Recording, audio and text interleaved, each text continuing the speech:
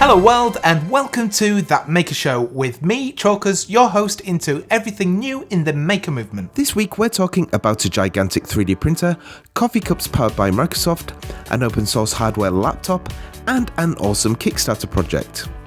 Over on The Guardian, Oliver Wainwright talks about an ambitious project undertaken by Dus Architects. They aim to 3D print a full-size canal house. The Dutch architecture firm were already familiar with 3D printers and sought out Polymaker, a Dutch 3D printer company, to realise their dream of making a cheap, zero-waste, recyclable canal house. With Polymaker, they made the Karma Maker, or the Room Builder. They set the printer outside their office and has become quite a spectacle for passers-by. Welcome to Build 2014. This week saw the Build conference from Microsoft, and they've got plans on bringing Windows to devices. With devices like Intel's Arduino-compatible Galileo on the market and the increasing size of the maker movement, Microsoft have taken note. They've launched, albeit a soft launch, WindowsOnDevices.com, where they suggest creating smart coffee mugs, talking bears, and robots. While the details are scarce at the moment, they're planning on releasing an SDK soon.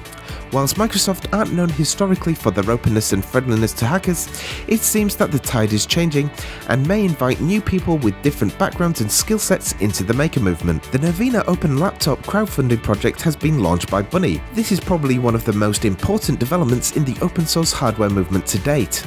We see small electronics open sourced all the time, but a laptop? That's insanely awesome. Bunny's motto is if you can't hack it, you don't own it. It has the kitchen sink when it comes to ports and slots.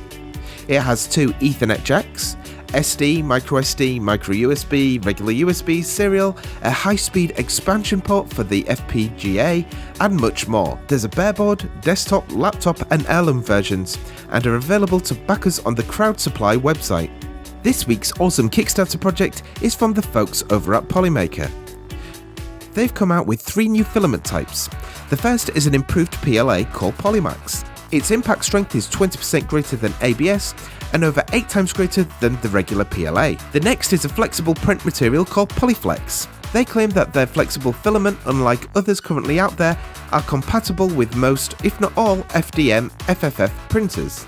Finally, they've got Polywood, a wood-like material that contains no wood at all.